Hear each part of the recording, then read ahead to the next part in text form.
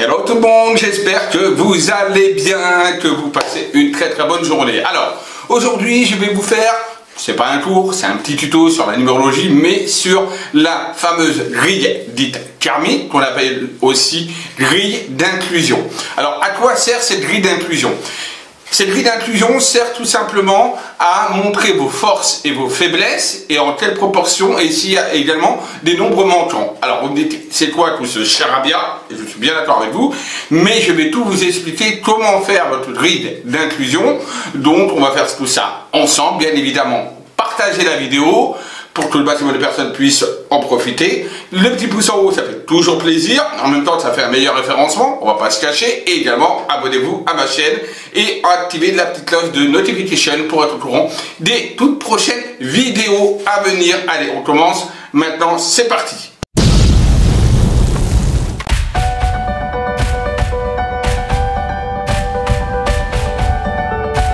Donc on va regarder qu'est-ce que c'est que la grille d'inclusion et surtout comment la faire, c'est ce qui est le plus important. Donc comme je vous ai dit, la grille d'inclusion, qu'on appelle aussi grille karmique, est une grille où on va pouvoir voir vos forces, vos faiblesses par rapport aux nombres qui sont dans la grille. Donc naturellement, s'il y en a beaucoup, bah, ce seront vos points forts. S'il n'y en a pas assez ou si les chiffres sont manquants, ce seront vos faiblesses. Donc on verra également les proportions. Parce que pour qu'une grille soit bien, il faut que votre grille soit équilibrée. D'accord? Donc on va regarder ça. Donc comment on va commencer à faire? Donc je vais vous laisser un petit peu de temps. Vous prenez donc un pen, donc un stylo.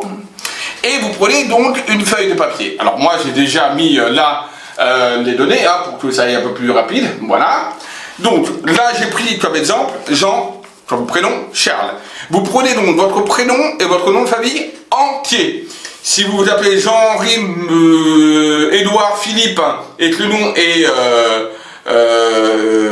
Durand, vous mettez tout. D'accord? Vous mettez vraiment tout. Donc vous mettez votre nom, votre prénom. Première chose, une fois c'est fait, vous mettez également votre date de naissance en bas, donc le jour, le mois et l'année. Pourquoi? Parce qu'on va calculer les chemins de vie. Je rappelle, pour calculer les chemins de vie, vous avez fait une vidéo dessus, je vous invite donc à regarder cette petite vidéo donc concernant le chemin de vie et comment le calculer de par sa date de naissance. Une fois que ça vous avez établi, votre nom et votre prénom, on va donc vous séparer bien les lettres. C'est important de bien séparer les lettres parce qu'en dessous des consonnes ou des voyelles, d'accord, vous allez mettre des nombres qui sont de 1 à 9. Comment faire? C'est très simple. Vous allez donc, vous voyez, ici même, mettre faire un petit quadrillage, voilà, comme à l'école, de 1 à 9. Voilà. Et ensuite, en dessous des nombres, en dessous du chiffre 1, vous mettez le A, puisque le A, c'est la première lettre. Le B, en dessous du 2, vous mettez le B. En dessous du 3, vous mettez le C. En dessous du 4, vous mettez le D, et ainsi de suite. D'accord? Jusqu'à arriver à 9. Dès que vous arrivez à 9, vous repassez sur le chiffre 1. Donc, on a le 1 qui commence avec le A, le 2 le B, le 3 le C, le 4 le D, le 5 le E, le 6 le F, le 7 le G, le 8 le H, le 9 le I, et on repasse ensuite en 1 avec le J. D'accord? Le 2 ce sera le K, le 3 ce sera le L, le 4 ce sera le M, le 5 ce sera le N, le 6 ce sera le O, le 7 ce sera le P, le 8 le Q, le 9 le R. Et on repasse encore sur le 1, le S, le 1, le 2, le T, le 3, le 8, le 4, le V, le 5, W, et ainsi de suite jusqu'à Z, donc qui sera le dernier. Et là, par contre, on s'arrêtera à 8, tout simplement. Une fois que ça c'est fait, donc il suffit tout simplement, très facilement, de manière très ludique, de mettre sous chaque lettre, donc consonne ou voyelle de votre prénom, le chiffre correspondant. Par exemple là pour Jean-Charles, on a donc le Jean, c'est le J, donc c'est le 1, le E c'est le 5, le A c'est le 1, et le N c'est le 5. Je regarde à l'envers, donc c'est pas évident. Voilà. Et ensuite le nom de famille, on fait de la même façon. Le C c'est le 3, le H le 8, le A le 1, etc. Donc vous mettez en dessous. Et ensuite, vous nous faites une petite grille. Voilà. Une autre petite grille, voilà, de 3 sur 3. Donc 1, 2, 3, D'accord? 4, 5, 6, 7, 8, 9. Donc une grille de 3 sur 3. Et dans cette grille de 3 sur 3, c'est très simple. Vous mettez tout simplement, alors je ne sais pas si là on voit bien, vous mettez tout simplement le nombre de fois où apparaît le chiffre. Par exemple, on va commencer dans la case numéro 1, on va mettre combien de fois il y a de 1. Et dans le genre, on a 1, 2, 3, 4. On compte le nom et le prénom. Hein. Donc là, on a 4, 1. Donc dans la case numéro 1, on met le chiffre 4. On verra qu'on joue au morpion. Dans la case numéro 2, on regarde combien de fois il y a de chiffre 2. Dans le genre Charles, il n'y en a pas. Donc vous mettez 0 ou un trait. Dans la partie numéro 3, pareil, vous regardez combien il y a de numéro 3 dans le nom et le prénom. Et là, on en a 2. Vous voyez, dans Charles, on en a 2. Et ainsi de suite. Donc, dans la case numéro 4, on regarde combien de fois il y a le nombre 4. Là, il n'y en a pas. Donc, pareil, on barre ou on met 0. 5, on regarde combien de 5 dans le nom prénom. Là, il y en a 3. Donc, on note 3, etc. jusqu'à 9. Et là, on a donc notre grille d'inclusion qui nous montre déjà le schéma, les nombres montants, les nombres en excédent et le nombre trop faible, et les nombres en équilibre. Alors bien sûr, si vous avez un nom et un prénom plutôt court, on va dire que l'équilibre se tourne entre 2 et 3, quand vous avez 2 fois ou 3 fois le même nombre. Excédent, c'est quand il y en a 5, quand il y en a 4, 5, 6, 7, là on est vraiment dans l'excédent, et dans la faiblesse, quand il n'y en a que 1, par exemple, ou menton, quand il n'y en a pas du tout. Donc ça nous donne une image. Et cette image va pouvoir justement nous montrer nos forces et nos faiblesses. N'oubliez pas, calculez également votre chemin de vie. Pourquoi? Parce que, par rapport à votre chemin de vie, le nombre qui sort de votre chemin de vie, s'il est manquant dans votre grille d'inclusion, c'est qu'il y a énormément de boulot et que, justement, vous n'êtes pas du tout sur votre tracé, sur votre chemin de vie. Donc, il y aura des choses à rectifier. D'accord? Voilà pourquoi je dis, alors, c'est pas une obligation de calculer le chemin de vie pour voir ça, mais ça permet de voir également une image du chemin de vie et de forces et faiblesses qu'on a dans notre chemin de vie actuel.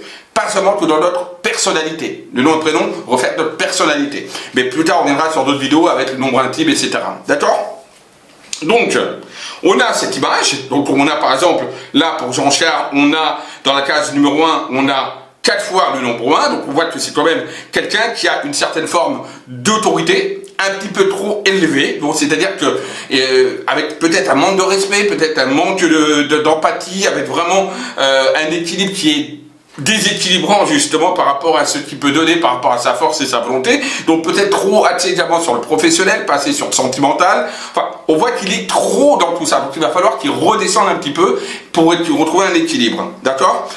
On voit que Jean-Charles monte du 2. Donc il a un problème et ça revient justement exactement bien avec justement le 1. Le 2 c'est quoi? C'est les associations, c'est le partage, c'est également l'homme et la femme, donc ça peut être aussi au sentimental un petit peu, pas trop, mais un petit peu aussi. Mais c'est surtout les associations et le partage, l'habilité de pouvoir travailler avec les autres ou d'avoir une connectivité avec les autres. Et on voit que Jean-Charles, là dans la grille d'inclusion, on n'en a pas. Et il a beaucoup de 1, donc d'indépendance, d'accord? Et donc voilà, donc il va falloir équilibré, et donc il va falloir vraiment travailler sur ça. Numéro 3, on voit qu'il en a 2, donc là il est dans l'équilibre, c'est bien, donc c'est quelqu'un qui doit être assez communicant, Jean-Charles, qui aime communiquer, qui aime parler, qui aime dialoguer, qui n'a pas de problème par rapport à tout ce qui est la communication, qui a pas mal de créativité aussi, et il est en équilibre, donc il est bien en rapport avec son nom et son prénom. Dans la case numéro 4, il lui montre du 4. Comme il lui montre du 4, eh ben il a un manque de structure. Il n'arrive pas trop à se structurer. Donc il va falloir qu'il apprenne à se structurer. Ça, c'est important pour lui, parce qu'il n'en a pas du tout. Donc ça part un peu dans tous les sens. Et il doit être un petit peu désorganisé. La case numéro 5, 3, on peut dire que c'est un excès, mais moi je l'ai plutôt en équilibre, hein, par rapport au nom et au prénom. Donc moi c'est un équilibre, c'est-à-dire que c'est quelqu'un qui, quelque part, a beaucoup de rêveries, c'est quelqu'un qui doit rêver, c'est quelqu'un qui doit aimer de voyager, qui doit aimer se déplacer, pas trop non plus, comment on appelle ça, pas trop instable, donc avec une certaine stabilité.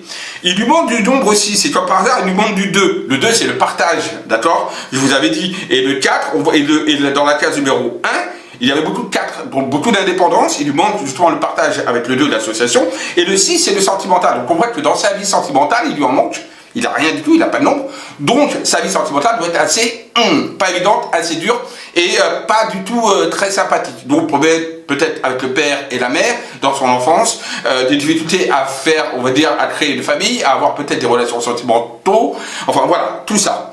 Il lui manque du 7 aussi, donc il a un problème d'introspection, et c'est pas étonnant, vu tout le 4 qu'il a en 1, c'est normal qu'il a un manque d'introspection, c'est quelqu'un de plutôt qui se prend pour un chef, vous voyez. Donc il a du mal un petit peu à se remettre en question, à s'introspecter, il n'est pas trop dans le mysticisme, il n'est pas trop dans la spiritualité, il a cette connaissance et il ne veut pas apprendre autre chose, voilà, c'est un petit peu ça.